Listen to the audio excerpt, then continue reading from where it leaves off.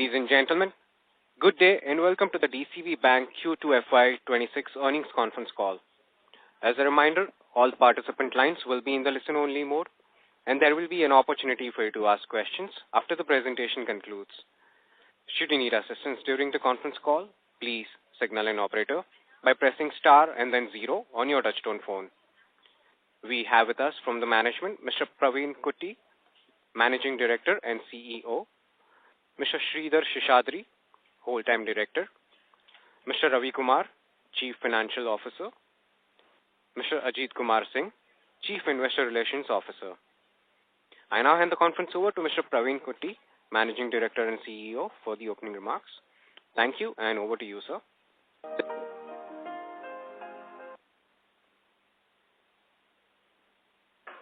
I'm happy to announce the Q2 financial results. The key highlights include total deposits, which has grown by 18.79% YOY to 64,777 crores. The total advances have also grown by 19.14% YOY to 52,975 crores. This signifies a consecutive 5-quarter pattern of high growth in line with our stated strategy. Post the repo cuts, one of the questions that have been constantly asked is how our NIM would stack up. And I'm happy to inform you that our total interest income YOY has increased by 16.22%, while in comparison, our total interest expense has increased YOY by only 15.79%. The management action implemented has ensured that our growth has come with a cost of deposit decrease from 7.12% to 6.96% between Q1 and Q2. That's a 16 bips decrease in cost of deposit. It softened the impact of our rate cut to a much better degree than what was anticipated earlier. For the similar period, the cost of fund also decreased by 17 bips. We have reduced a higher cost of borrowing and also our lower cost investments, further aiding to the better margins. And that is also the reason why our balance sheet growth is marginally lesser than the assets and deposits growth. All these actions, in addition to a strong showing in credit cost, has ensured that our NIM has increased from 3.2 in June to 3.23 in September quarter. Our fee momentum continues to be strong despite the tailwind of treasury gains reducing. A strong display in third-party distribution and trade is helping our core fee income growth. It gives me pleasure to inform you that the tightening that you see is not limited to the cost of deposit and or to the cost of borrowing alone, but it is percolating across the bank.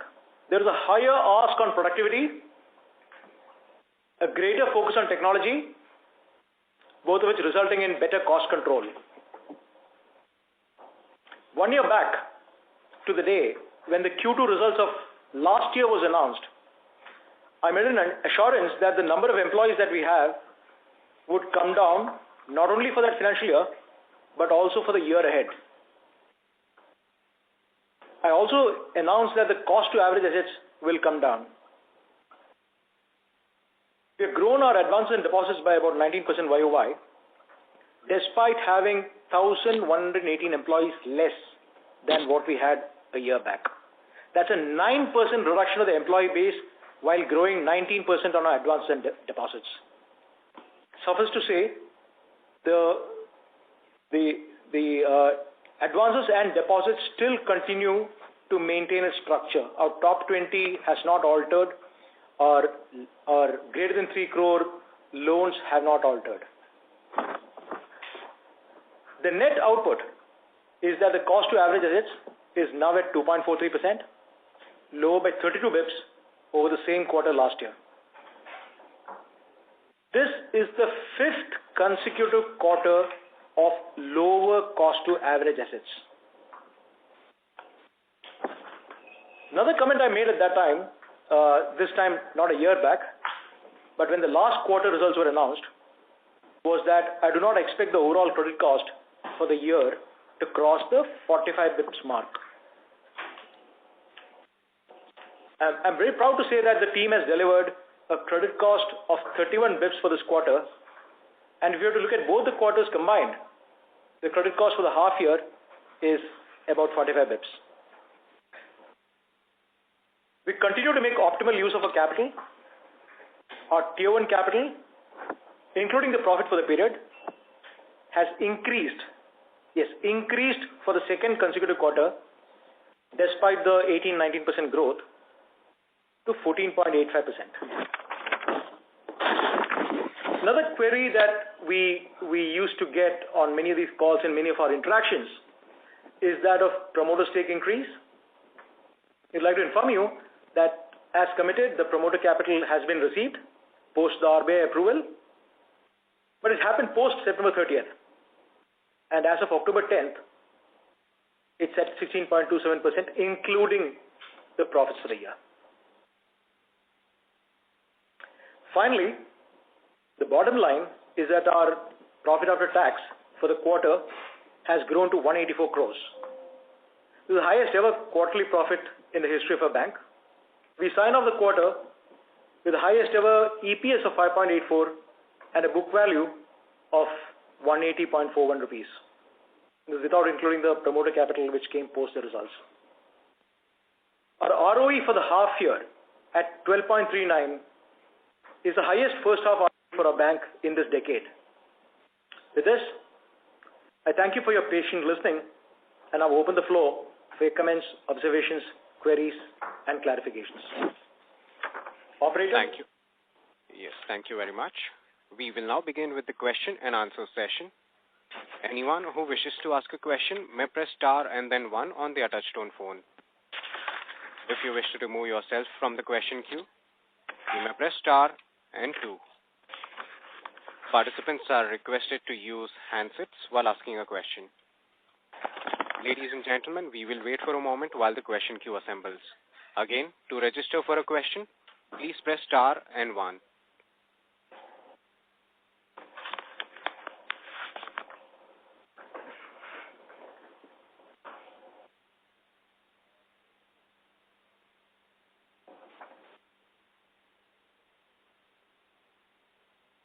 Our first question comes from the line of Akshat Agarwal from SMIFS Institutional Research. Please go ahead. Good evening, sir. Thank you for the opportunity and congrats on delivering a very strong set of numbers. Hi, Akshat. How are you? All good, sir. All good, sir. Thank you. So my first question is on asset quality. We saw very benign credit costs this quarter with at just 31 bps. Do we expect this to continue? And secondly, sir, on fees, if you could provide more color on the increase in fee income and sustainability of fee drivers. Yeah. So our credit cost for the year, for the full year, I am reasonably confident that we will not cross 45 bips. The model seems to suggest 45 to 55 generally, but we are very confident that we will be below 45. The second question on the fee income, Q1 had the benefit of treasury fee income, exceptional treasury fee income. Q2 did not. Our core fee income at 158 crores is coming on with a strong showing in third-party distribution, trade finance, cards.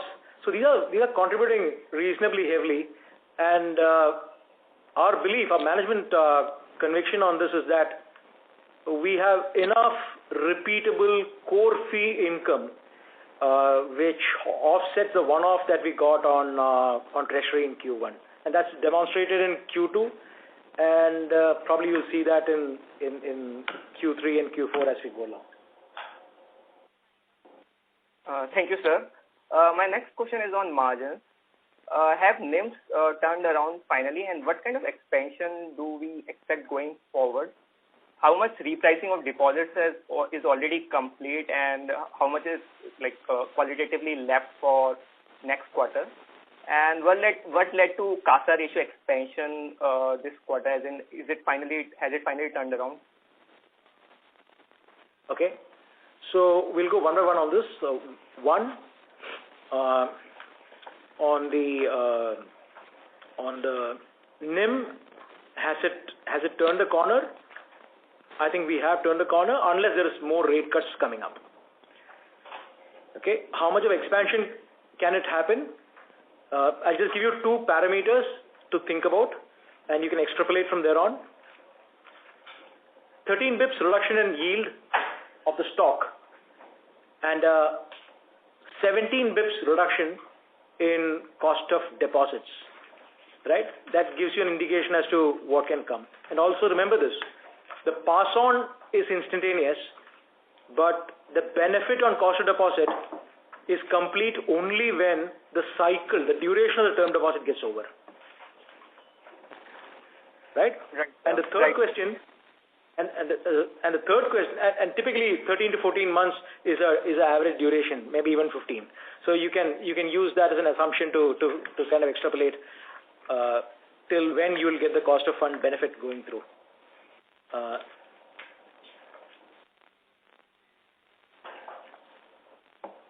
Very well, sir. And just if I could squeeze in one more question, can we understand drivers of loan growth going forward? While headline growth is very strong, it seems to be driven by co-lending with mortgage being very weak, and SME is negative. MFI seems to have increased QOQ. So that was my question, sir. Thank you. Yeah. So going forward, at the end of this year, our co-lending book will be less than 15% of the overall growth. And as far as overall growth is concerned, we have there is reason to believe that over the next 3.5 years, we'll be doubling our book. So you've seen the growth happening over the last 5-6 quarters. I would tend to think that in a similar kind of fashion, the growth would continue. If you look at the mortgage pie chart, it is 54% of the book a year before, even a year before that. Even now, it is 54% of the book, and will continue to be in that range going forward.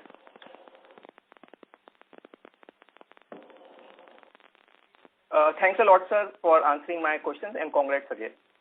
Not at all. Thank you very much. Thank you.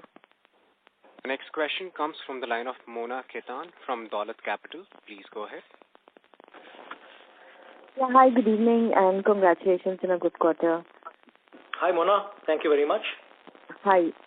So my first question is on the OPEX bit. So, you've been guiding for a 2.5 to 2.6% kind of OPEX to assets. We are already below that. So, from a quarterly perspective, of course. So, could this kind of improvement sustain or further improve? Or what's the broader thought process here? Probably we will settle around the 2.42 mark. And the reason I'm saying that is that the number of employees that we have dropped down to 10,700 odd. We still are in line to open about 20 more branches. So we'll have more people coming in on the deposit side. We'll also be increasing our staffing on a few products like the 3 to 10 crore secured SME business, educational institution finance. These are critical elements where we are putting resources behind that. So the number of people which we'll have at the end of the year will be slightly higher than what we have today. So you will find a slight increase in the overall total cost, of course offset by the balance sheet size also over the next 2 quarters. So I would tend to think that we should be somewhere around 242, 243. We should be stabilizing there. Okay, so the similar level of cost assets could continue. What we have in this quarter. Okay. It should. Secondly, if I read it right from your previous comment, is it fair to say that margins have bottomed, assuming that there are no further rate cuts? Yeah, if further rate cuts are not happening, then you would see NIM expanding. Okay. Again, on the direct assignments book, just wanted to get a sense how big is this portfolio? Out of this 53,000 kind of loan book in your case, how big is the direct assignment book? Single-digit percentage. I don't think we reveal it, but it's a single-digit percentage. Okay. And this includes, products across the board, including secured and unsecured, and across products within that. Absolutely correct. Okay. And just finally, on the ECL circular, if you could just give us some thought as to what will be the impact for DCB Bank, and also, in case you could share the SMA 1 and 2 books in your case, so that we get some better sense of how the ECL provisions should play out. So right now we are evaluating it. We do a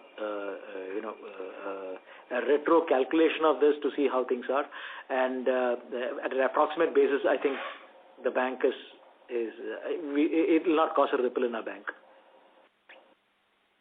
And as far as SMA 1, 2, we don't reveal it now, but there is a possibility that we may even be putting it forth. If slippage ratios can be given and the NPA recovery upgrade is also given, then maybe we can look at that. Simultaneously, assuming the draft circular comes in the current form, draft circular is executed the way it is, you don't anticipate much impact on additional provisions in your case? Unlikely. Very, very, very unlikely. I mean, not worth, non-material. Okay. Thanks and all the best. Not at all. Thank you. Thank you. Our next question comes from the line of M.B. Mahesh from Kotak Securities. Please go ahead. Good evening. Hi, Mahesh. Congratulations.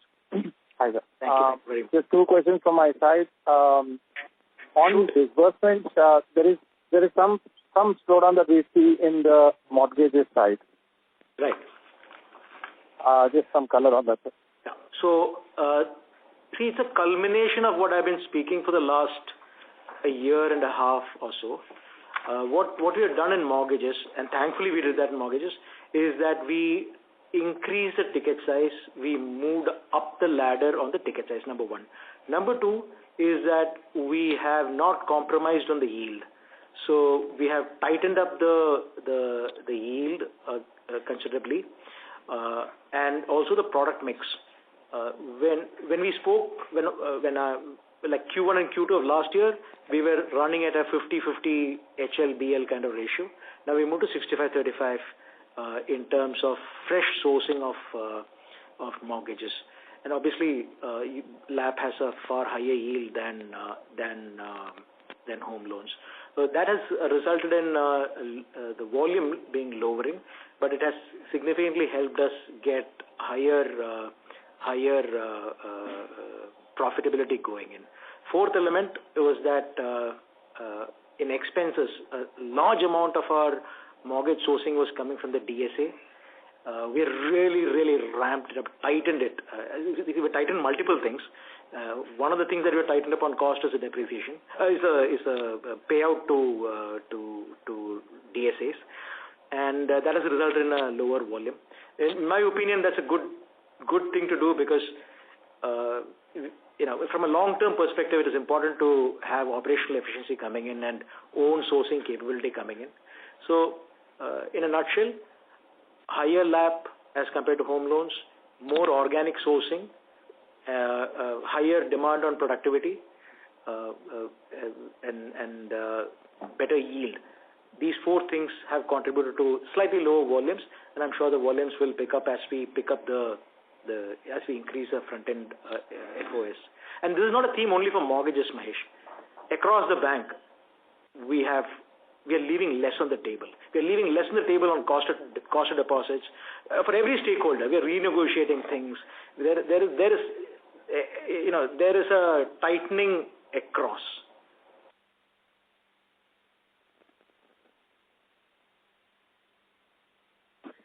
Mahesh, your line is again unmuted. Please go ahead. Sorry, I think I got briefly disconnected. So the second question was on the margins, which you kind of alluded to, if you start improving. From the cost of deposit side, how much more leeway do you have in terms of it reducing, and how fast do you anticipate that you can get to now to closer to 3.5? in terms of timeline? So, Mahesh, you'll have to do the extrapolation. I'll give you the ingredients. Average duration of a term deposit in a bank is about 14 to 15 months. Okay, and you can start from April onwards. We have our cost of deposit has gone down by 16, 17 bits. Cost of funds have gone down by 17, and cost of deposit by 16 bits. Right, and that's one quarter. And you have maturities. I mean, you know what a CASA ratio is, 23 odd %. The rest is term deposit. So it comes up for maturity, and then on renewal, you do get the benefit coming through. So the bank is betting reasonably well on the renewals for the next 3, maybe 4 quarters more. So you can guesstimate how much can come from NIM on that front. But one question, sir, is a pricing pressure on the asset side more than what you're anticipating, or it doesn't seem to be? How are you seeing on the asset side? As in, are you asking me whether there's going to be more yield pressure coming in the asset side? Is that the question? Sorry? Either you talk from a spread perspective or from a downward pricing perspective. So I'll tell you how the math works. On the new sourcing, there is very little impact. The new sourcing continues at a similar level. The rate cut impact is hardly any there.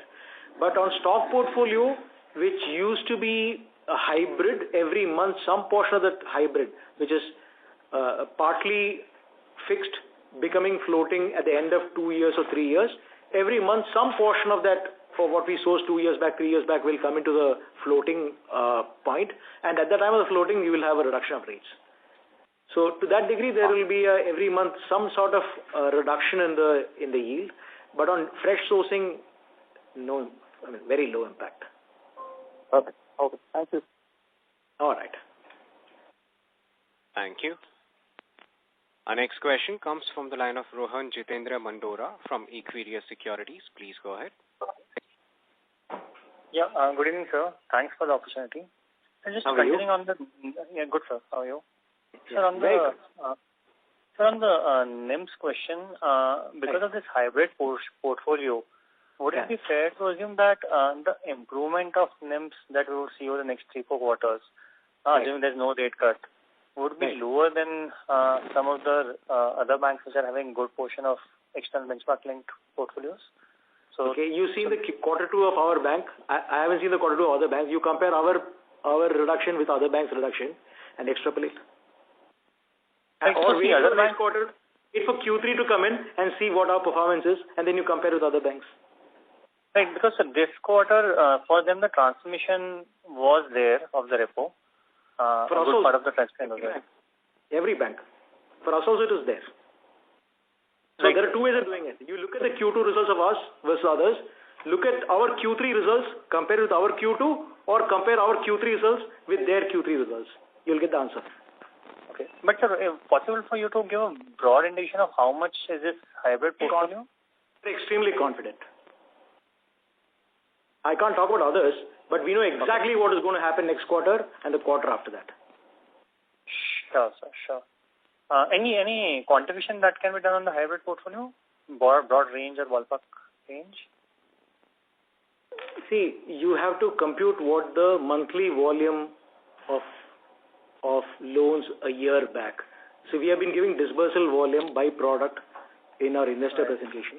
You go back to 2-year-old investor presentation, you will get a sense of how much was there. And then assuming that those customers stay with us and some don't, they close and go, it will give you an indication of how much will come every year or every month.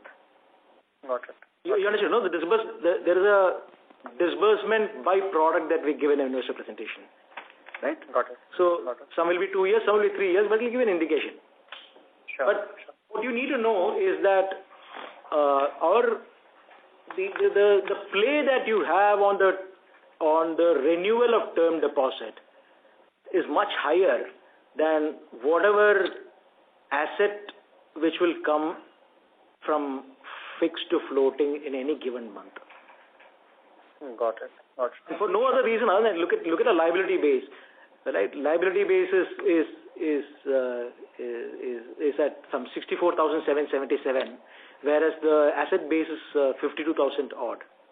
Right? So even assume that all the 1/12 of all come in, the save that you have on one is higher than the save you have on the other, the spend on the other. Got it. And sir, second was on the draft norms on the risk weights which has come out. Since we have high mortgage book, we would have, I think, a reasonably good benefits on the release of capital. So any estimates there? Yeah, we should have, but that's not what we're looking at. I mean, let's look at what has happened over the last 1 year. Between Q2 of last year and Q2 of this year, the bank has grown its advances by 19%, right? 19.14%. And our tier 1 capital, including profits, without including new capital that is promoter capital coming in, has increased. And that's the kind of control you're keeping on capital. So whatever comes through risk weight asset benefit is a benefit. That's okay. But the model is so tight. Right? We run a very tight ship on this. Got it. And sir, during this call, you indicated that you were adding new resources in 3 to 10 crore secured SME business. That's so, right. Is this a segment where we are going to incrementally focus aggressively, or how should one look at your presence in this space? No, see, just like educational institutional finance, now you built it up over a period of time. This also will build it up. It's a part of our strategy to go slightly higher ticket size, keeping in mind the secured nature of it. As a bank, what you're looking forward is for go away from single product sales to a all financial solutions providing institution. That's a challenge. So one of the activity we are doing on the 3 to 10 is to capture the cash flow of the customer entirely. We're doing similar kind of things on our existing mortgage book. We're trying to get their CASA accounts, their insurance, their trade finance needs, etc. So it'll take time before you see the results of it happening. This is a bit like a cost to average assets which I spoke to you 1 year back. You haven't seen the benefit of it, but maybe a year and a half down the line, you'll see the benefit of that happening, where we want to be the full banking provider for the customers that we currently have. And 3 to 10, we think, fits in very well with that strategy. Right? Trade finance, surplus in our CASA accounts, getting the customer to transact with us. That's the way we want the entire set of customer base to be in an ideal world. Today, most of our mortgage customers do not transact with us. Their operating accounts are with somebody else. They take insurance from somebody else. They do the trade finance from somebody else. So what we're doing right now, which is not visible in the outside world, we're really working hard to ensure that we are a single source, all financial solution provider for our existing customers. So this fits in very well with that concept. Sure, sir. Thanks a lot. Thank you. Our next question comes from the line of Nitin Agarwal from Motilal Oswal. Please go ahead. Yeah, hi, Praveen. Congrats on a very good quarter. Hi, Nitin. Hi. Congrats on a very good quarter. Thank you very much. Very generous. Absolutely, very strong performance. And I have a few questions. One is on the operating leverage that you talked about. That bank has been exerting a very tight control and utilizing the existing infrastructure. But any sense as to how long we can continue to pursue growth before we start increasing headcount, branches, and where should the cost ratios be in a year from now?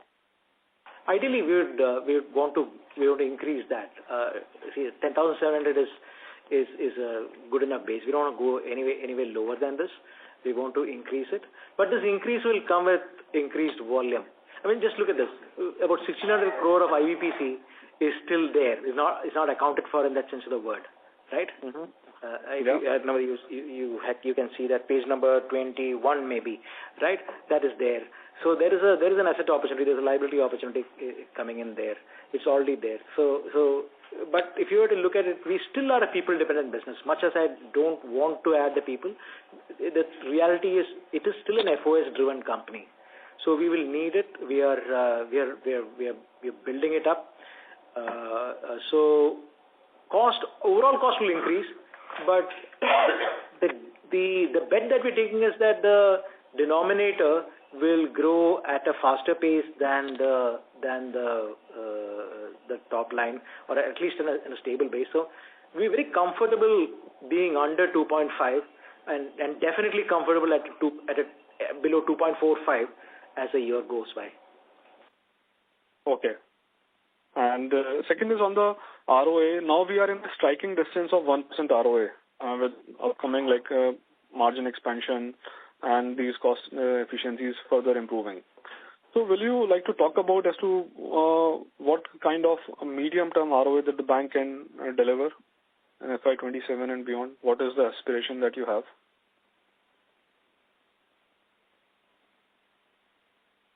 I think we should close the financial year 26-27 with an ROE of 13.5 and close the financial year 27-28 with an ROE of 14.5. And if there is capital coming in between, that will be adjusted for the capital. Right. And ROA, as in what kind of number you're looking at over these 2 years? Even we can reverse calculate that. So why I'm talking about ROE is that's what we would like to go in for. And I'll tell you where it's coming from. More importantly, we've done so much of work over the last year and a half, 2 years, and now we have the confidence that the effort that we are putting is really translating into results.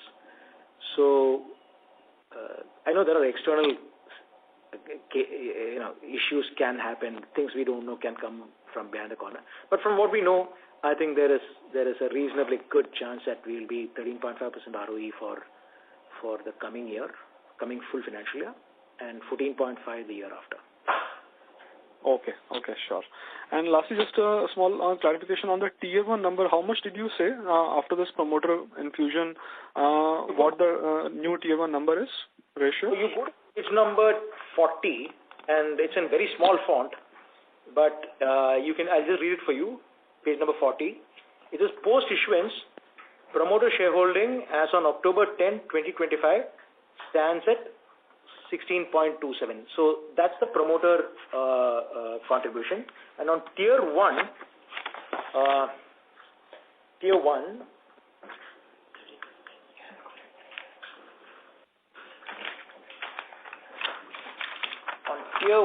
we are at 1485. 1485 without the capital. And with the capital, add another 21 bips, so 1506. Okay, so very, very comfortable position. Right. I mean, you've seen that happening time over time. Our RWA is now under 49, maybe even 48. Under 48 also possibly. So there is enough gain. But that will increase because we will bring the co-lending book, which is primarily gold, below 15% or at 15%. So there will be more usage of capital in Q4. Okay, sure. Okay, Praveen, thanks so much and wish you all the best. Thank you very much. Thank you. Our next question comes from the line of Jay Mundra from ICICI Securities. Please go ahead. Yeah, hi, good evening, sir. Thanks for the opportunity. Hey, how are you doing? Long time, Jay. All good, sir. All good. Very well. Very good. Sir, on SME book, right? So it looks like this book has been degrowing, or at least has degrown this quarter on a both YOY QOQ basis. And we, of course, had this aspiration of providing the check-in account or CC facilities to gain market share here. What is happening, sir? Is this a bit of a worry on the tariff-related thing, or what is leading to subdued outcomes here? It's a very simple answer. So we didn't have a good experience in Q1 and the previous Q4 on our unsecured experiments, okay, in Q4 and Q1, right? And because of that, we cut down on trades. So, primarily DA was a problem, unsecured co-lending was a problem, but since we saw that happening, we have cut down on TREDs significantly. What you see here in SME book is the ODCC book as well as the TREDs book. So the TREDs book has come down as a part of our action only. Let me put it the other way around. The bank has declared war on high-cost borrowing and low-cost assets. Okay, I'm taking the conversation slightly away from the question you asked, but I'll come back to it. Have a look at our cash. Have a look at our interbank balances. Have a look at other assets. Have a look at borrowing. There's significant reduction happening. So we are tightening. There is no for every stakeholder we are tightening the bed. For the depositor is going to be less easy. For increasing the yield, lowering the cost of deposit, renegotiating with all types of AMCs and various vendors, running a tight ship both on credit and capital. So on SME book we decided we're not going to be vain on top line. It is okay for us. The asset has to sweat. So it's okay to give up on TREDs, lower it. And on the second question, I'm coming back to your direct question, how are we progressing on the multiple product strategy? So we have something called a no to singles. So we don't want a single customer in our bank who's got only a single product. So that campaign is started. Are we happy with the progress that we have made? Not really, but it's going in the right direction. And these things take time. You have to nurture it and let it happen, let it grow. You'll see the result of it. I think only in about 2 to 3 years time. But that doesn't mean that we will not focus on it. It's very, very important initiative for us. We'll drive that. And it's not just about SME loans and OD and CC. It is about making mortgage customer transact with us, getting their current account with us, and then the whole world opens up of using them for trade, using them for the deficit needs, using it for the surplus needs. So that's a story very much is center plate for us. Right, sure. And sir, on this ECL, right? So while I agree that you are very comfortably placed, but I wanted to check, sir. We have a specific PCR which is around 60%. While the LGD for our bank has been much lower given the secured nature of NPA.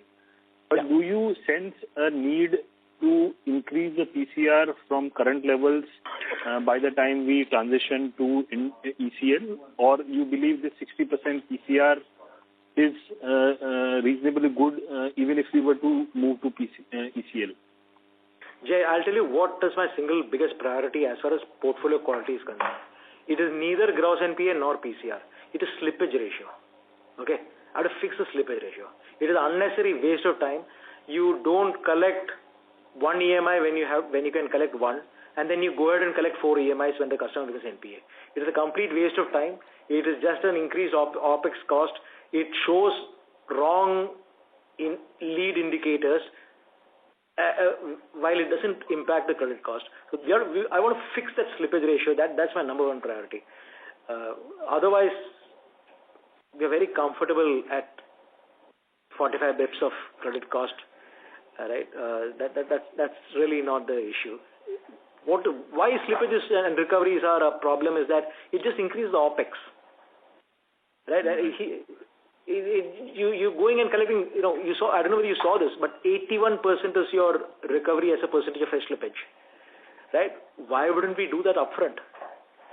It begs a question. So that is the real priority. Fix that in the front. And as far as the sourcing metric is concerned, template is concerned, underwriting is concerned, frankly, no issues. This is a decent business with good LGDs. Sir, on slippages part, well, this quarter slippages, let us say, is around 3% annualized. Is this number a good 3.17? Is that number a decent number? No. Or, I mean, how, considering the business model, how should be the gross slippages? I mean, rough range. We wanted to make it somewhere below 2%. Okay, 2.5 it is without the gold, right? We would like that 2.5 to come down to 2. Right. Yeah. Okay. And this 60% PCR, because we would have to make a transition, right? Because this PCR on existing stage 2, stage 3 loans would have a bearing on the net worth adjustment and maybe the ROA that you make over the next 7-8 quarters. Would this 60% number suffice, or you need to increase it to 70-75 as per the system level? System is around 75. So I was checking on that. See, essentially, if your business model is built on unsecured loans, which has a higher loss given default, you will have to. Just look at where our NPAs are stacked up, right? You got the product-wise NPAs are, you see where the growth is coming in from. 23 crore growth in AIB is the highest, and that is partly driven, or rather significantly driven, by the MFI book which they have, the BC MFI book that they have, right, in AIB. That is where the issue is coming in. Other all secured assets where there is marginal growth coming through. So we are very, very comfortable with the kind of loss given default we have in our system. I don't expect it to be anything more than that. If anything, the new model will suggest a slightly lower than the current provision that we take, but obviously it will be the higher of the two. So one doesn't see too much a change happening there. The real story, the real need to address is to ensure that the focus that we have on the later buckets is brought right up front so that OPEX comes down. It is not about credit cost, at least in my opinion, for the products that we have. Okay. Sure. And sir, last quarter we had some higher, let us say, higher slippages in unsecured DA and small ticket LAP. This quarter, of course, the gross slippages have improved sharply. But is there any seasonality element also, or you believe that the issue, whatever issue we had in unsecured DA and small ticket LAP is clearly behind in terms of gross slippages also? See, in retail banking, nothing gets over in a quarter. So there is always a long tail. So this quarter is better than the previous quarter, but the next quarter will be better than this quarter. So it goes on like that. It just doesn't stop, right? So we have that. There is, though it's not a great book. It's not a book that we are very proud of, but the impact of that book is decreasing as we go along. So is with the MFI, right? The MFI fresh NPAs are progressively getting smaller and smaller.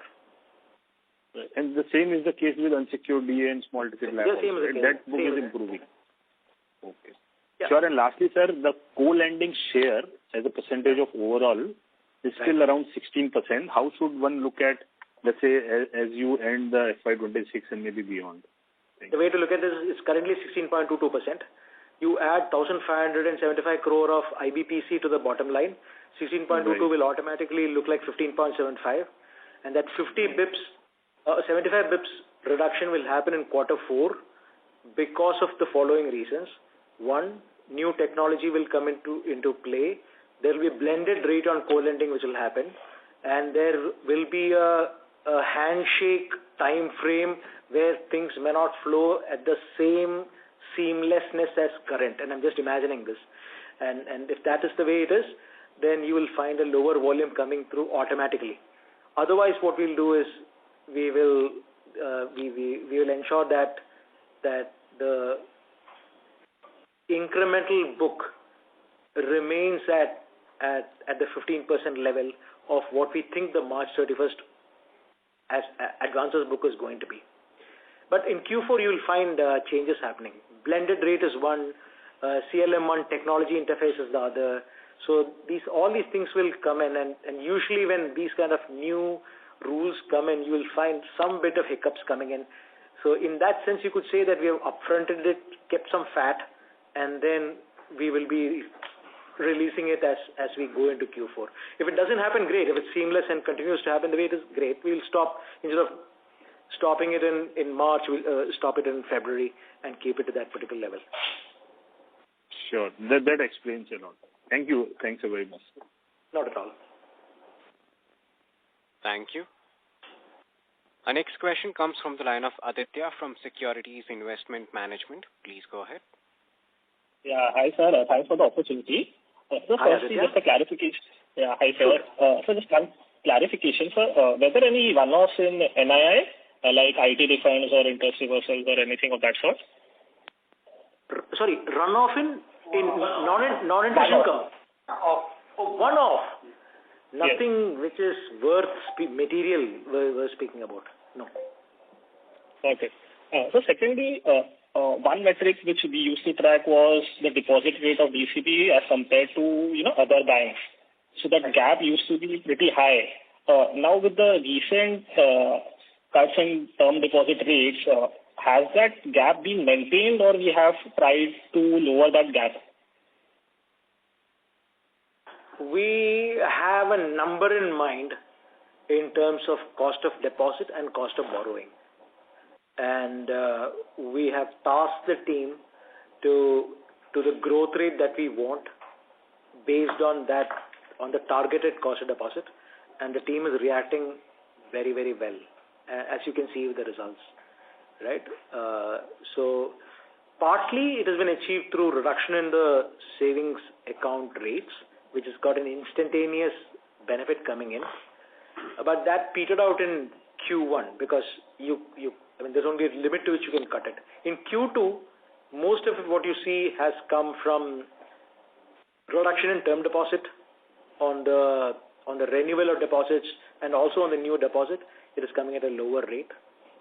CDs which mature and are getting new CDs which are coming at a lower rate. Borrowing. We've reduced a lot of borrowing, and incremental borrowing which has been taken has come at a lower rate. So it's a combination of multiple factors which you're seeing in both cost of deposit play as well as cost of fund play. But what I can tell you is cost of deposit play will continue into the coming quarters because we are as a bank, our sweet spot on deposits is more than 1 year. So for every month of renewal which comes in for at least for the next 9 to 12 months, we should be able to see some benefit of cost of deposit coming through if you're able to retain the customer. Understood. But sir, just to go further, from a strategic standpoint, now most banks have taken rate cuts of 80 to 100 basis in the term deposits. Would you say that we try to match that sort of rate cuts, or is it an opportunity for us to increase the rate cuts like 110 or 120 basis? Do you think there is an opportunity for us, or won't be possible because it would affect our deposit growth going forward? I think what we're attempting to do in the bank, and I'm seeing the success of it coming, is to bring in a culture of growth with the constraint of cost. Okay, I genuinely believe with the hindsight of Q1 and Q2 that we were giving more than what we need to give for the kind of growth that we need to get. That is true for cost of deposit. That is also true for other operating cost. So from a cultural perspective, the bank is tightening its belt. You're beginning to see the results of that happening in cost of deposits. You're seeing that in cost of funds. And we've been seeing it in cost of operating the bank, cost to average assets. You see that 5 continuous quarters of one direction movement. So it's a cultural thing that we're attempting to build. And as a bank, I think if our bank has to be reckoned with, we have to find the ability to find low cost liabilities. It is time to demonstrate that, and that will have over a period of time salutary effect on not only the asset growth but also on the asset quality. So cost of deposit is something which you're focused upon, and it doesn't mean that it's mutually exclusive. Lower cost of deposit does not necessarily mean lower growth, and that's a challenge, and our team is bearing the challenge very, very well. Sir, thanks for that. Sir, next was on co-lending. So in our earlier commentary, co-lending book used to be majorly gold loan dominated. Would it be fair to say that it would still be the case now as well? And if you could just give a rough indication of the share of gold loans in a co-lending book. Very high, upwards of 90. Understood. Got it. And sir, lastly, now if I look at the core fee income growth, which earlier used to be equal to or higher than our advances growth, but now it has been trending below advances growth for the last 2 quarters, with Q2 being seeing a 14% growth as against advance growth of 19%. So how should we look at this core fee income growth going forward? So should it mirror advances growth, or it would be below our advances growth? The better way of looking at it would be look at core fee growth histogram. Okay. Just see the way the bars are stacking up on core fee income. The 158 crore, which we achieved in September 30th, is the second best in the last 5 quarters. That's page number 33. Right? Do you see that? Yes, sir. Yeah. So, as we are looking at quarter by quarter, if I can see that kind of improvement happening, we're very comfortable with it. I'll just read out for you 139, 141, 161, 134, 158. And 158 is not too far from 161 anyways. And March is traditionally a very, very good quarter for most banks. And in a September, if you can touch 158, then that's the way you have to look at it.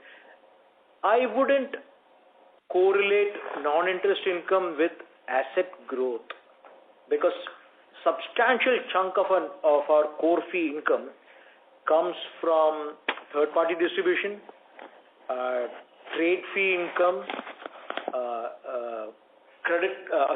card fees, and of course processing fee for loans also. So just to pick up one part of the balance sheet and check it may not be the right indicator. What would be the right indicator is look at the core fee income by itself and see how that is progressing.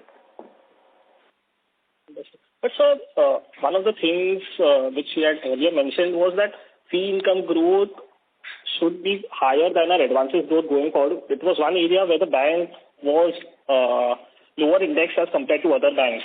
So ideally, if we have to improve the fee income as a percentage of assets, the fee income growth should be higher than our loan growth. So that was the whole point of asking the question. Yeah, but what I want to clarify is a significant portion of our fee is coming not from assets. It is coming from branch banking.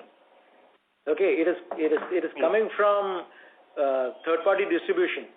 So it is coming from branch banking, forex. It is coming from our cards, which is DC Bank Neo card, which is being used in multiple countries abroad. That nothing to do with assets. So that is where the core fee income is coming in. And what we're looking at is how do if we keep increasing the core fee income the way we are increasing it currently, it will help us meet the guidance that we set for ourselves for the years for the next year and the year after. Sure, sir. Thanks for answering my question. Not at all. Thank you. Our next question comes from the line of Sanjay from Bastion Research. Please go ahead. Hi, sir. Thank you for the opportunity. Hi, Sanjay. Sir, hi, sir. Sir, just wanted to know, our cost to average asset has been going down, while in terms of when we look at cost to income ratio, that is not the case. How should one look at that metrics? Because in the past we have guided that it would be also slowing down as well. So let's see this forward. Yeah. Let's see this cost question forward. I would request you to look at the cost to income ratio in Q1. It is not there in this investor presentation, but if in a laptop it should be there. It is about 67.8. Okay, in Q1 of last year. That 67.8 has come down to 59.97 in Q1. Okay? Right. And let's look at the September quarter. It was 64.2 64.23. It has come down to 61. So if you're shaving off 700 basis points in one quarter, shaving off another 300 basis points in the next quarter, we're very happy with that kind of shaving off. Okay. Understood, sir. No, it can be.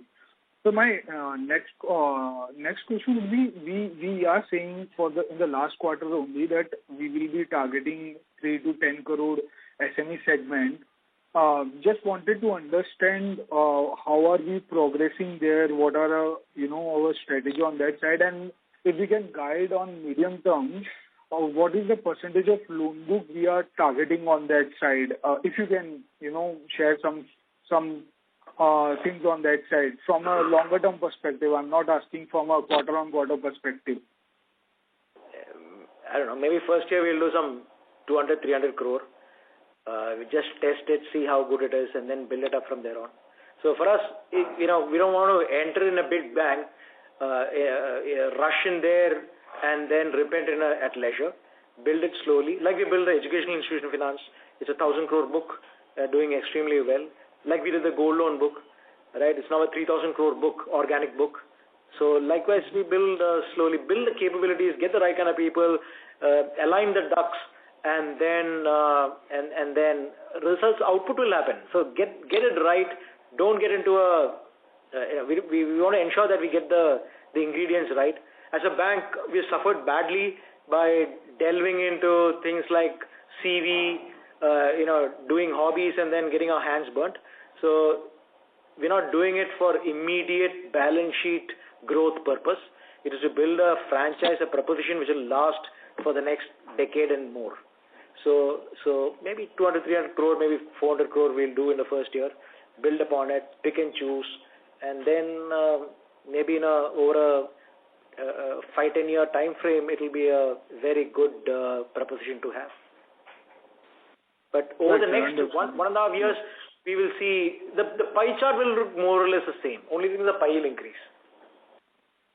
Okay. Understood, sir. Sir, my another question would be on, as you already highlighted, your guidance on slippage side from 2.5 to 2%, and currently we are hovering around 3%. Sorry, that's not a guidance. That is an ambition. Okay, it's not a guidance. The only guidance I've said is that in the financial year next year, we want to get to a ROE of 13.5 and then move it to 14.5 the year after. All the rest are ambition. I mean, we'd like to get there.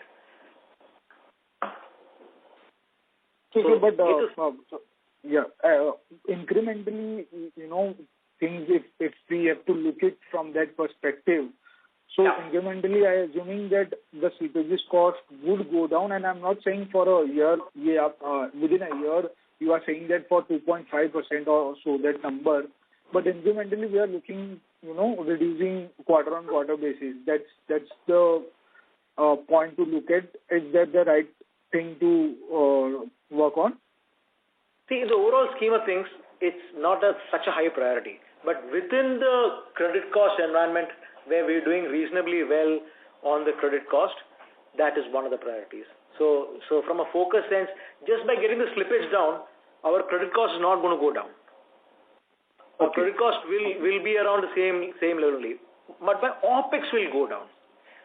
But look at the OPEX. I'll tell you where the bigger OPEX is. The bigger OPEX is on the people productivity. Okay, it is on the new branches that we are putting in. Those are the productivities we'll be focusing our torchlight on. If the slippage continues to be at 2.5 non-gold, it is an irritant, but it's not a showstopper. As long as the credit costs are low, we are okay with that. But in terms of at some point in time, we need to bring it down. But right now, getting the productivity up, the incremental employees that we're going to put up, how well do we get the bang for the buck for those investments that we make of people? That will take over the management's focus and attention in a priority sense, more than getting the slippage ratio down, because that has frankly very little impact on the credit cost. Okay. Thank you so much, understood, and all the best. Thank you very much. Thank you. Our next question comes from Saumil Shah from Paras Investments. Please go ahead. Yeah. Hi, sir. Good evening. Hi, Samesh. Yeah. It's Saumil. Yeah. So my question is basically on our capital requirement. So do we require any more tier 1 or tier 2 capital in next, say, maybe 1 or 2 years? Because no. So to raise capital bill, okay. We don't require, right? We don't require. Okay. So for next couple of years, we are not going to raise any capital. For the rest of this year and the next year, I don't see a reason why we need to raise capital. Okay. And the raising of capital will be dependent upon the price movement than on real requirement for capital in that sense. Yeah, correct. Because if an opportunity arises at the right kind of price, maybe we'll look at it. But honestly, look, 19% growth in advances and the tier 1 has increased. Right? And then RBI has been kind enough for reducing the risk weights in some of the products which is significant and big for us. That will also have a positive impact. So why would you dilute it at this point in time? Yeah. That's why the question was, because just management. We wanted to know the management thought process, because to dilute below book value may not be the right time to dilute. I think dilute at a significant portion above the book value would make sense. Why would you do it at book value also? Correct. Okay. And so for the first half of this year, if I were to look at our advances growth, so I think it's around 3 to 4% if we compare with March 25 numbers. So how confident are we to cover this in the remaining half of this year? To grow at a 20% yearly run rate, now we really need to gear up for the remaining half of this year. So look at IBPC. You look at the IBPC number. Okay. IBPC will come in at some point in time. The 1,585 crore of IBPC is going to come back. Hopefully it will come back. If it doesn't come back, we have a different problem. But right, so that is going to come back. And conventional wisdom is that second half of the year is much better for assets as compared to the first half. That's conventional wisdom. I'm not talking from a DCB bank perspective, but industry. All of us are in the industry for long enough, right? So second half is a better half. There will be let me add to the complication that you put in. There will be a reduction, possibly, or a standstill on the co-lending book, because we said that we will not go above 15%. So that is also there. So we are comfortable with that. I think there is enough ability in the system to generate anywhere between 18 to 22% for growth going forward. Okay. So is it fair to assume that next couple of quarters we can have 8 to 10% QOQ growth for next 2 quarters? Usually what we do is we comment on 3 to 3.5 years of doubling, which it translates to about roughly 18 to 22%. Okay, that's a band in which we'll move. Okay. That's it from my side. Thank you and all the best. Not at all.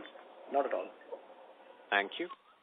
Our next question comes from Rakesh Kumar from Valentis Advisors. Please go ahead. Yeah, hi sir. Thank you. Hi Rakesh. Hi. Just some questions on co-lending. Right. So I was looking at that, incremental credit composition of your co-lending book is around 98% for the first half. Yep. So, most of the lending on the net basis, net addition to the loan book basis, it is entirely from the co-lending. And you said that, it is like 90% or close to that number is the co-lending book is a gold book. Correct. So the question, what came to my mind is that if I look at your yield on advances number, it fell from 11.54 to 11.11. So such falls would not have happened, right? Because there is there is improvement in the asset quality number, gross slippage number, and gold book would have supported with a higher yield our blended yield number. So 40 bits fall. What does that which number would explain that apart from EBLR? Repo rate cut. Yeah. So EBLR is the one reason. So other than that, should have it's fallen so much with total addition of gold book from March to September. It would have, no? See, you've taken a hit of 100 basis points in this 6-7 months. That's a lot to take, right? I know it's been compensated by some treasury income, thankfully, but that's a real hard hit to take on the yield front. So that is a number one reason. Number two reason is we still have an MCLR book. Okay. Now, because our liability team has done a fabulous job of reducing the cost of deposit, straight impact happens on the MCLR book also. So not only does the EBLR come down, MCLR also comes down. And that's good in a way because, these are good customers. We want to keep them. Even if it's a lower rate, you will be able to hold them for longer. So on both front, you have taken a hit from a yield perspective. Right? So it's not just EBLR alone. Our fixed rate book is not too very high.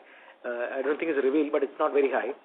And like I told Mahesh earlier in this call, which I'm sure you're listening to, that every month there is some bit of previously fixed loan which becomes floating. While each month volume is very low, over a period of time that also accumulates. So these are reasons why you're taking a yield hit. And second thing, in the slide 22, I was looking at the disbursement trends. Right. So in the gold in the Q1 or maybe in Q2, the way the addition on the net basis has happened because 100% has virtually come from the co-lending and the 90% of it is gold. So why it is not reflecting that kind of disbursement number in the gold in the stack that we have given for Q1 and Q2? I'm so sorry. I'm not sure whether I understood you. No. So virtually 100% of net addition to loan book has happened from the co-lending and 90% of it is gold. So there are multiple things that have contributed to our asset growth. You're talking about disbursement or you're talking about growth? Disbursement. I am talking about disbursement. So you're talking about disbursement. Okay. Yes, so disbursement number which is given in the slide 22. Oh, okay. Look, the disbursement is only organic disbursement. That's the reason. Okay. I understood the question now. Sorry. So only request is that now co-lending book is 16% and it is now in the first half the entire contribution is from the co-lending. So just if we can add maybe 1-2 slides on the co-lending itself, that would give us some more clarity and comfort that what could happen maybe 1 year down the line. So that some visibility, some understanding. Maybe you want to look at page number 21 and row number 2. It gives you what the co-lending book is and what has grown over the year and over the quarter. Correct. Right? That shows you where you are. And I don't know whether we have enough time for it, but I'll be very quick on this. Our co-lending book dramatically dropped in the first half year of last year.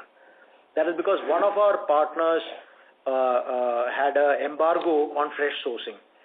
And our book from somewhere around 3,000 crore became somewhere around 1,200 crore. I'll be slightly wrong in these numbers, but it dramatically dropped. I'm talking about a 60, 70, 80% drop happening because co-lending did not happen at all. It is in Q3 and Q4 it picked up.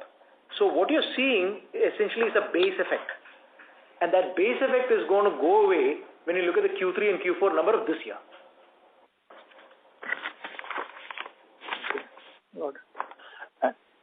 Okay. And this co-lending book, particularly for gold loan, what would be the yield differential from the blended yield on advances and this book yield on advances? That's something we don't reveal because we have multiple partners with whom we have different kind of arrangements. So it may not be a good idea to make that public. Sure, sir. Thank you so much. Not at all. Thank you. Our next question comes from the line of Gopinath from PNR Investments. Please go ahead. Sir, thank you. Sir, we are planning to increase the book by double in 3.5 years, and you are looking at the same time to serve the customers were like one-stop shop wherein you can give all the services to the customers, which I assume that it costs a lot to build all those new services that we want to give. Are you giving this guidance of 13.5% ROE and 14.5% by the next year, including those expenses as well, considering them as well as a part of expenditure? Or? So we have a very divergent view from you as far as this is concerned. Our belief is it will dramatically cut down our acquisition cost. It will dramatically reduce our credit cost because these are customers of the bank. We know them. We have a history with them. But we only have one product history with them. So our idea is, I'll give you a straw man. Okay, this is a person who is a self-employed customer, has a store of his own in one of the streets of Bombay, let's say, and he has a LAP with us, a business loan against the collateral of his house, but his operating account is not with us. His whatever he imports or exports is not done through us. His fire insurance, burglary insurance, his motor vehicle insurance is not done through us. His wholesalers and the people who supplies to are not done through us. The QR code that he uses for swiping the customer's card or for his GPay, PhonePe, etc. are not done through us. His current account is not with us. We are assuming that we have the capability to provide all these services to that customer because his single biggest asset he owns is mortgage to us. And we are very, very competitive in all the other things that we just now mentioned. If you get that banking with us from one customer, you will be able to not only get a higher revenue, which is good, but also will be able to lock in the customer with us for a very, very long period of time. So in my opinion, Gopinath sir, I think it will reduce the cost and also the operational cost and the credit cost significantly. And the early success that we have proves my point and not yours. Okay. Thank you very much, sir. Your conference call is almost like a lesson. We learn a lot from this. Thank you. You have been very generous, sir. Thank you so much. Thank you. Ladies and gentlemen, as there are no further questions from the participants, I now hand the conference over to Mr. Praveen Kutty, Managing Director and CEO, for closing comments.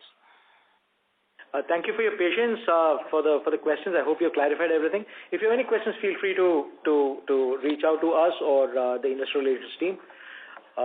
We plan to do an investor day on the 14th of November, where if you have any questions based on what we just now spoke about or any other thing which comes to your mind, happy to address.